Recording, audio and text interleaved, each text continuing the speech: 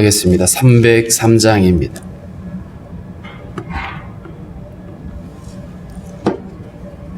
(303장)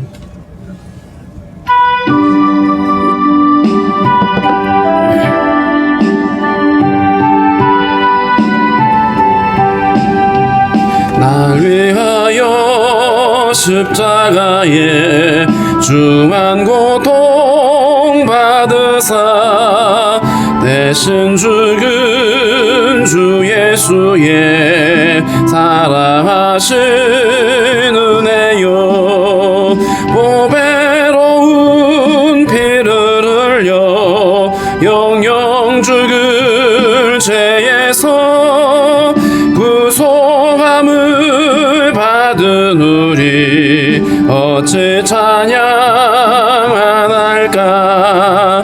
예수 안에 있는 우리 한량없이 즐겁고 주 성령의 위로함이 마음속에 차도다. 전국 음악 소리 같은 은혜로운 그 말씀 끊임없이 듣는 우리 어찌 찬양 안 할까. 이 세상의 모진 풍파 쉬지 않고 불어도 주님 안에 보호받는 우리 마음 편하다.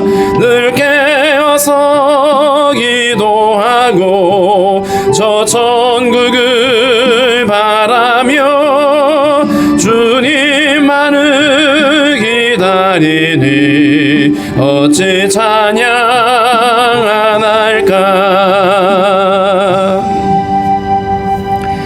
기도하겠습니다. 살아계신 하나님 감사합니다. 오늘 우리에게 새날을 허락해 주시고 주의 전에 나와 주를 찬양케 하신 주님 감사합니다. 우리를 사랑하시되 끝까지 사랑하여 주시는 그 주님의 사랑과 그 자비하심을 우리가 기억하며 어떤 상황에서도 우리가 낙심치 아니하며 주를 바라보며 하나님 주께 소망을 둘 수 있는 저희들이 되게 하여 주옵소서. 전염병에 창궐하여 많은 사람들이 고통 가운데 있습니다. 두려움의 영들이 우리를 지배하고 있습니다. 주님 우리를 불쌍히 여겨주시고 이러한 상황을 통해서 우리가 더욱 주님을 찾고 발견하는 은혜의 시간들이 될 수 있도록 주님 우리 모두를 붙잡아 주시기를 원하고 기도합니다. 오늘도 저희들 하나님 앞에 나와 머리 숙여 싸우니 우리의 모든 간구하는 바를 아시는 하나님께서 가장 선한 것으로 응답하여 주시기를 원하고 기도합니다. 특별히 아버지 육체의 연약함으로 어려움을 겪고 있는 성도들 하나님 강건하게 하시고 치유하여 주시고 또 사랑하는 가족을 위하여 기도하는 모든 아버지 성도들의 간구를 주님 기뻐 받아주시며 하나님의 선하심으로 응답하여 주시기를 원하고 기도합니다. 하나님 아버지 이렇게 아버지 어려운 시국에 더욱 우리가 하나님을 의지하게 하시고 하나님 우리를 향하신 주님의 그 선하심을 기억하며 더 깨어 기도할 수 있도록 주여 인도하여 주옵소서. 아버지 하나님 또 이렇게 방역 당국을 지켜주시고 또 의료진들을 붙잡아 주시고 어려움이 없게 하시며 하나님 아버지 나라의 지도자들이 더 겸손하며 정직히 행할 수 있도록 은혜를 다하여 주시옵소서. 하나님 아버지 오늘도 우리에게 하나님 주신 말씀 우리가 잘 기억하고 깨달을 수 있기를 원합니다. 하나님께서 이 말씀들을 통하여 우리를 향하신 하나님의 그 선하심과 하나님의 그 열심들을 우리가 다시 한번 발견하며 우리의 소망이 주님께 있음을 기억하는 시간이 될 수 있도록 주님 인도하여 주옵소서. 예수님의 이름으로 기도하옵나이다. 아멘.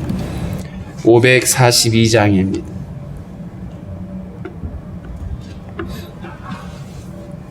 542장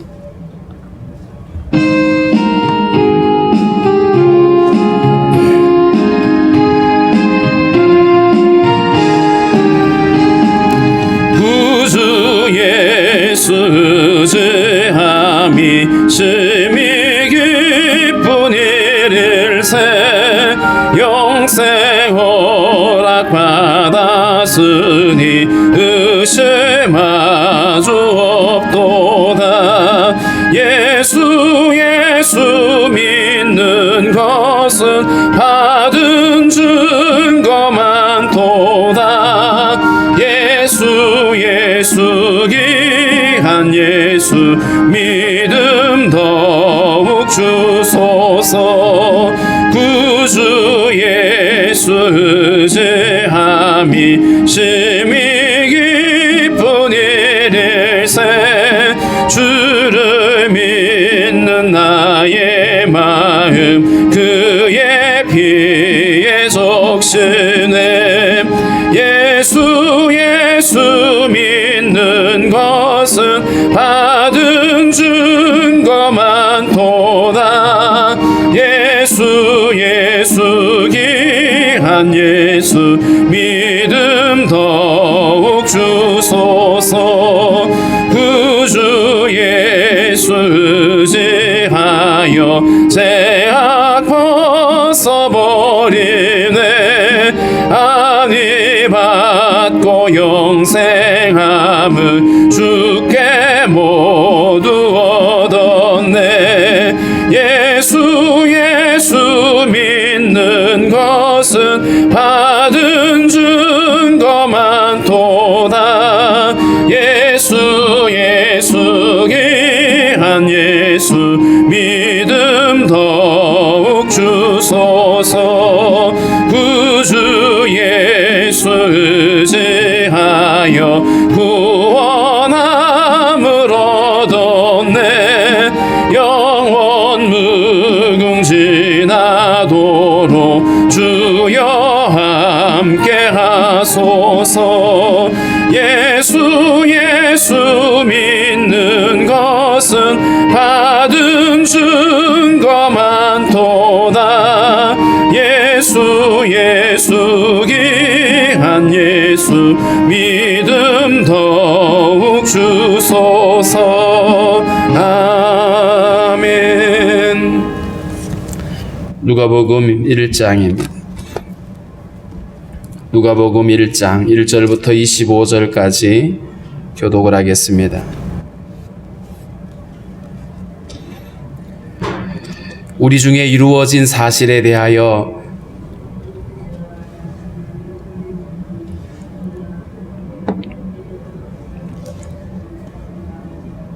그 모든 일을 근원부터 자세히 미루어 살핀 나도 데오빌로 각하에게 차례대로 써보내는 것이 좋은 줄 알았노니 유대왕 헤롯 때에 아비야 반열에 제사장 한 사람이 있었으니 이름은 사가랴요 그의 아내는 아론의 자손이니 이름은 엘리사벳이라.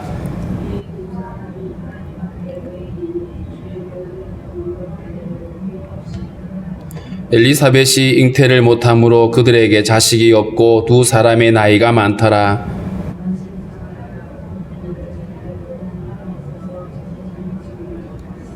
제사장의 전례를 따라 제비를 뽑아 주의 성전에 들어가 분향하고 주의 사자가 그에게 나타나 향단 우편에 선지라. 천사가 그에게 이르되 사가랴여 무서워하지 말라. 너의 간구함이 들린지라. 내 아내 엘리사벳이 내게 아들을 낳아 주리니 그 이름을 요한이라 하라.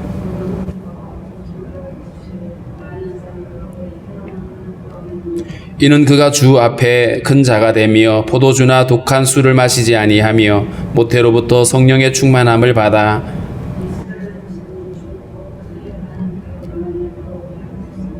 그가 또 엘리야의 심령과 능력으로 주 앞에 먼저 와서 아버지의 마음을 자식에게 거스리는 자를 의인의 슬기에 돌아오게 하고 주를 위하여 세운 백성을 준비하리라.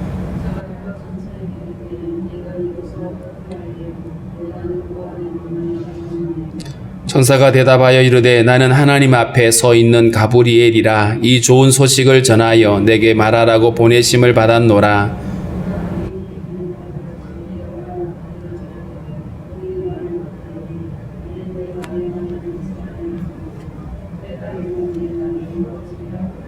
백성들이 사가랴를 기다리며 그가 성전 안에서 지체함을 이상히 여기더라.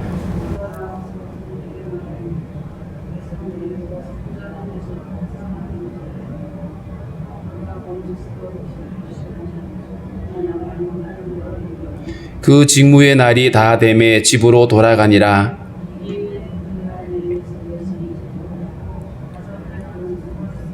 같이 있습니다. 주께서 나를 돌보시는 날에 사람들 앞에서 내 부끄러움을 없게 하시려고 이렇게 행하심이라 하더라. 아멘.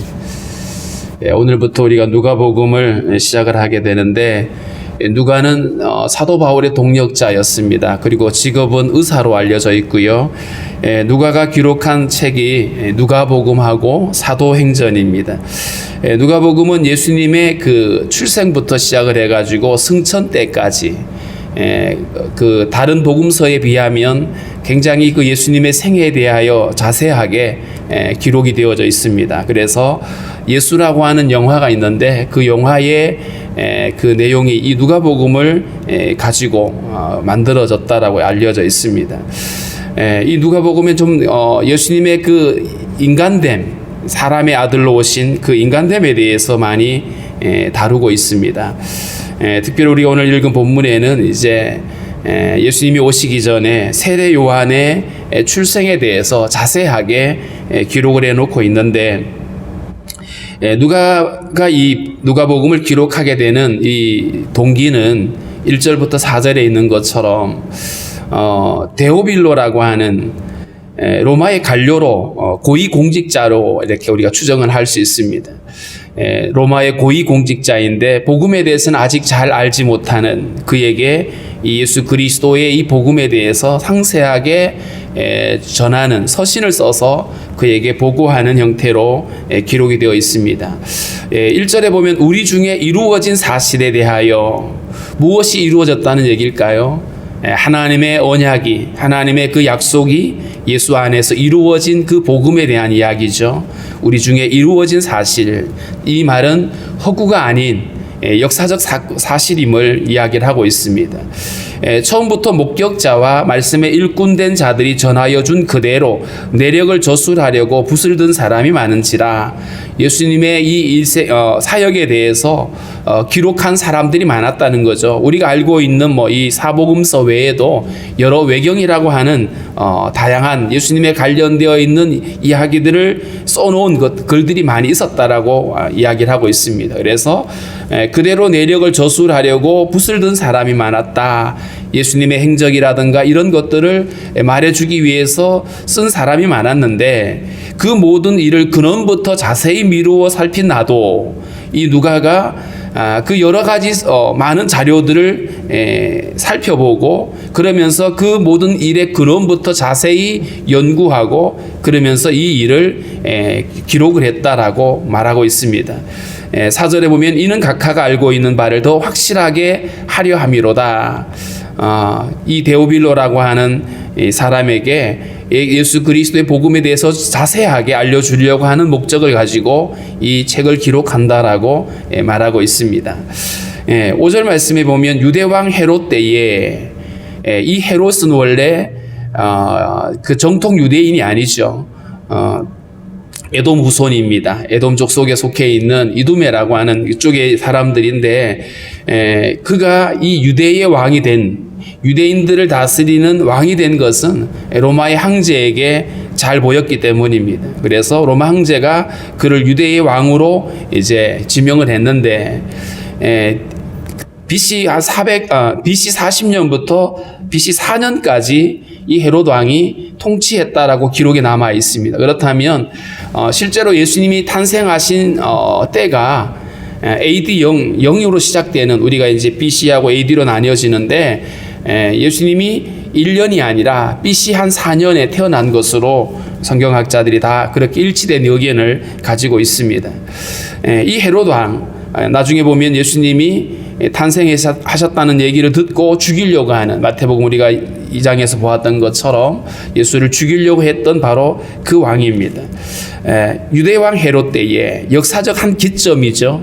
그러니까 예수님의 탄생과 예수님의 사역은 역사적 사건입니다. 그냥 사람들이 꾸며낸 이야기가 결코 아닌 것이죠. 아비야 반열에 제사장 한 사람이 있었으니, 이 아비야라고 하는 이 반열, 그 아론의 후손들 중에 아론의 아들이 4명이었잖아요.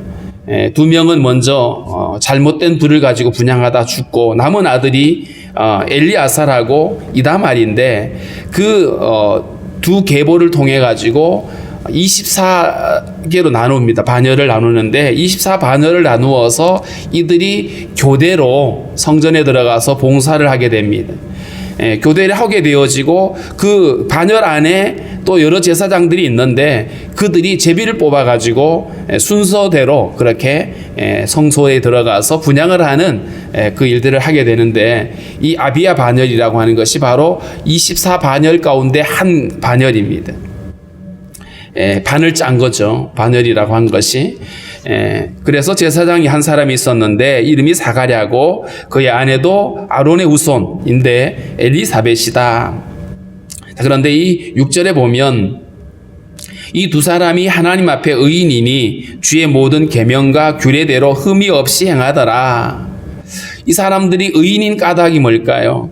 물론 겉으로는 이들이 하나님의 계명과 규례들을 흠없이 잘 지켜 행하는 사람들이었습니다.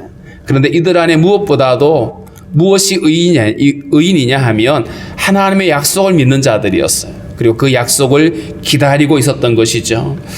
하나님의 앞에서 의인이라고 하는 것은 어떤 내 행위가 깨끗하니까, 사람들이 보기에 나는 정직하니까 그래서 의인이라고 말하는 사람들의 관점과는 다른 개념이죠. 하나님 앞에서 의인이라고 하는 것은 이처럼 하나님의 약속을 믿고 구하고 있는 사람들인데, 특별히 이 암울한 때 이 로마에 의해서 지배당하고 오랫동안 나라를 잃고 고통 가운데 있는 백성들, 그러면서도 한편으로는 이 종교적으로는 굉장히 의식화되어져 있고 습관적인 어떤 종교로 이렇게 전락해 가는 그런 때에, 그 어둠의 시대에 하나님 앞에 의롭게 서 있는 믿음의 사람들이 남아있다라는 거예요. 이거는 오늘날에도 마찬가지입니다. 세상이 아무리 어둠에 잠기고 혼돈해도, 거짓에 사로잡히고 있어도 그 가운데에 하나님을 경외하는 하나님을 두려워하고 정말 정직히 행하고 하나님의 약속을 붙드는 그런 남은 자들이 남아있는 것이죠. 그래서 오늘 이 사가랴는 그 어려운 그 어둠의 시대에도 끝까지 주님의 약속을 믿고 기다리고 있는 그런 사람들 가운데 한 사람입니다. 그가 보면 7절에 엘리사벳이 잉태를 못함으로 그들에게 자식이 없고 두 사람의 나이가 많더라. 스스로 보기에도 이제는 나이가 많아서 이제는 아이를 낳기는 틀렸다라고 여겨질 만큼 이 가정에 자녀가 없었습니다. 자녀가 없는, 오늘날에 워낙 사람들이 자녀를 안 낳으려고 애를 쓰고 이래가지고 자녀 없는 게 이상하지 않는 이런 시대가 되어버렸습니다만은, 이 당시만 해도 자식을 못 낳는 것은 굉장히 흠이었습니다. 우리나라에도 그랬잖아요. 조선시대에 자녀를 못 낳으면 악한 일이라고 여겼잖아요. 그런데 이 여인 엘리사벳이 자녀를 못 낳습니다. 이 가정에 이 자녀를 못 낳는 이 생명의 주권은 주님께 있는데 왜 주님은 이 가정에 자식을 허락하지 않았을까? 그것은 하나님의 특별한 계획을 위함이었어요. 때로는 우리에게 우리가 원치 않는 고난이 찾아올 때 우리는 그 고난 때문에 힘들어 하잖아요. 왜 이렇게 우리는 하나님 앞에 질문하게 되는데, 때로는 그 고난이 하나님의 특별한 계획을 이루기 위한 하나의 방식일 수도 있다. 하나의 어떤 수단이고 기회일 수 있다라는 걸 우리가 알 수 있습니다. 코로나가 이렇게 창궐하고 세상이 너무 힘들어하고, 그래서 왜 하나님 이런 상황들을 오랫동안 내버려 두시는가 사람들은 질문할 수 있을 겁니다. 그런데 우리가 분명히 기억할 것은 하나님의 뜻을 다 알지는 못하지만 하나님의 선하심을 우리가 먼저 믿고요, 그리고 하나님이 더 나은 것으로 우리에게 주시기를 원한다는 사실을 우리는 잊지 말아야 될 것입니다. 8절에 마침 사가랴가 그 반열의 차례대로 하나님 앞에서 제사장의 직무를 행할세, 제사장의 전례를 따라 제비를 뽑아 주의 성전에 들어가 분향하고, 그냥 쉽게 표현하면 24개로 반을 나눠 놓고 오늘은 1번이 들어간다. 그러면 그 1번 안에 속해 있는 제사장들이 각자 역할을 나누게 되죠. 그런데 제비를 뽑아서 사가랴는 성소에 들어가서 분향을 하는 책임을 맡았습니다. 성소에 들어가서 이제 향을 피우고 기도하는 시간이죠. 모든 백성은 그 분향하는 시간에 밖에서 기도하더니 그러니까 혼자 하는 게 아니라 사실은 그 전체가 다 이 분향하는 일에 함께 동원되고 있음을 알 수 있습니다. 자, 그런데 주의 사자가 그에게 나타나 향단 우편에 선지라, 향을 피우고 있는데 그 하나님의 언약궤가 있는 지성소를 향하여, 휘장은 가려져 있지만 그 지성소를 향하여서 하나님 앞에 분향하고 기도하는데 주의 사자가 향단 옆에 섰습니다. 그리고 사가랴가 놀라서 무서워하는데 이렇게 말하죠. 사가랴여, 무서워하지 말라. 너의 간구함이 들린지라. 내 아내 엘리사벳이 내게 아들을 낳아 주리니 그 이름을 요한이라 하라. 이 두 부부가 자식이 없어서 오랫동안 자식을 위해 기도했을 겁니다. 그런데 여기서 너의 간구함이 들린지라라고 말할 때에 단순히 아들 낳게 해달라라고 하는 그의 기도만을 말하는 것은 아니겠죠. 왜냐하면 이들은 이미 포기를 했거든요. 더 이상 자식을 달라라고 하는 기도는 더 이상 이들의 기도가 아니었어요. 포기를 했기 때문에. 그런데 너의 아내 엘리사벳이 내게 아들을 낳아 주리니 그 이름을 요한이라 해라.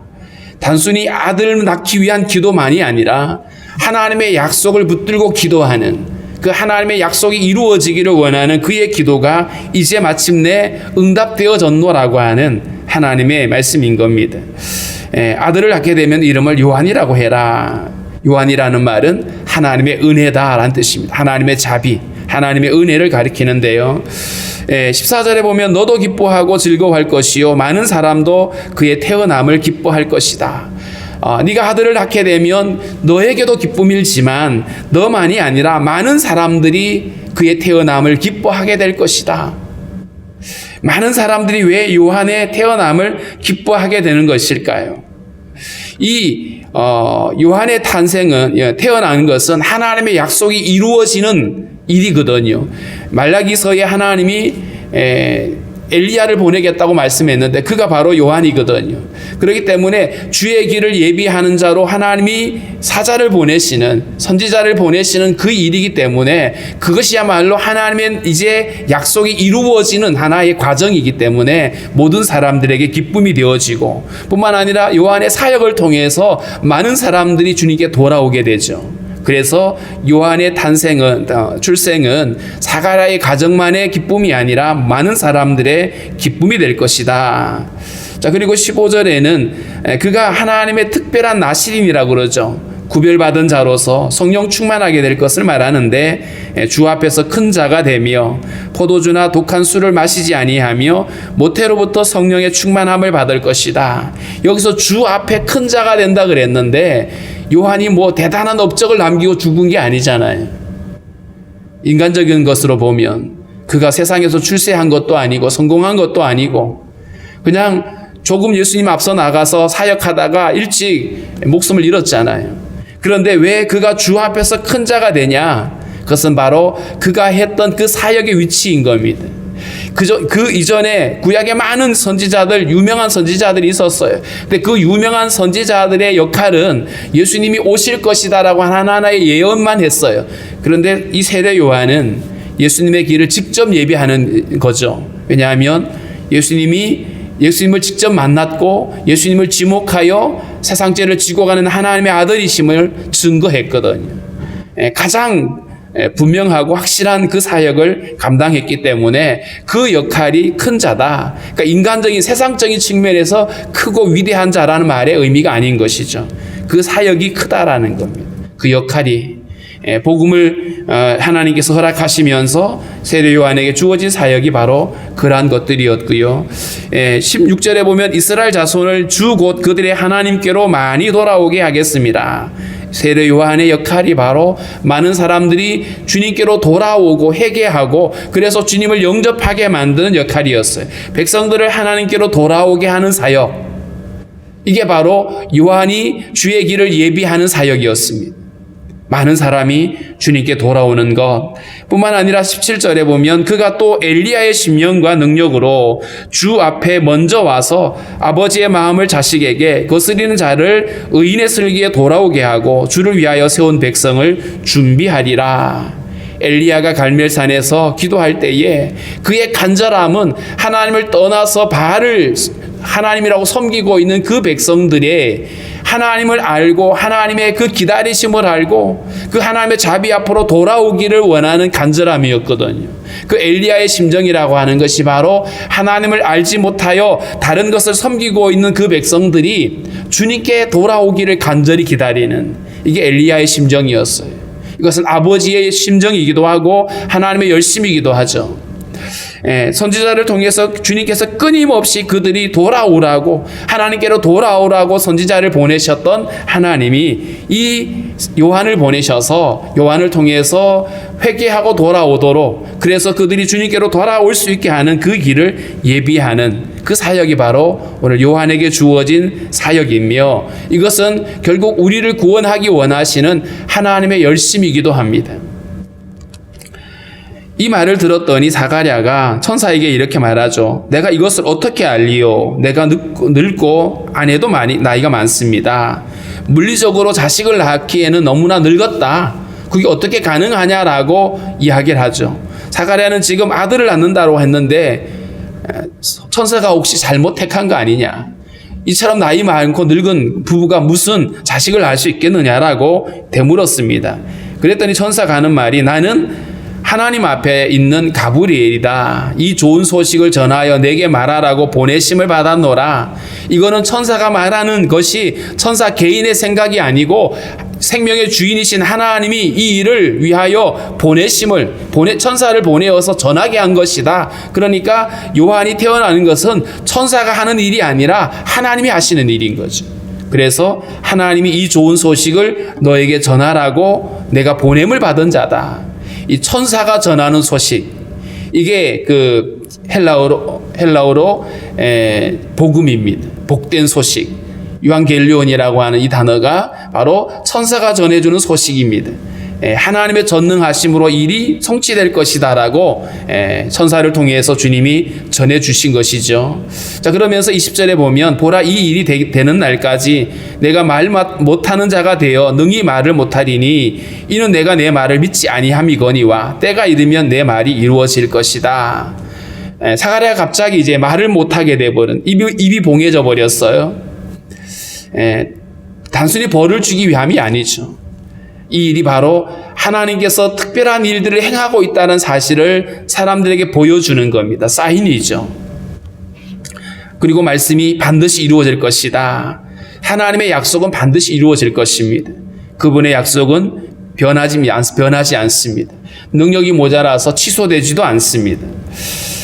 이 말을 하고 나서 천사는 갔고 백성들이 밖에서 사가랴를 기다리고 있는데 오늘따라 굉장히 많이 늦어지고 있죠. 그래서 그의 지체됨을 이상히 여기더라. 그렇다고 함부로 들어갈 수는 없죠.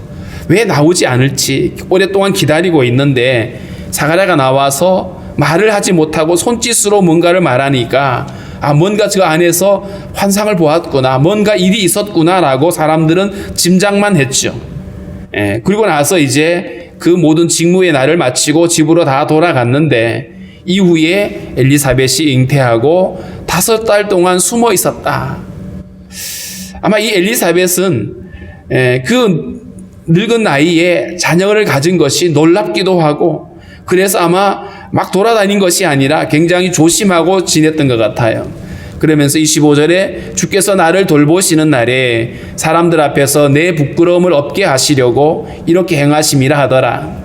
엘리사벳이 아기를 가진 것은 개인의 영광이기도 하죠.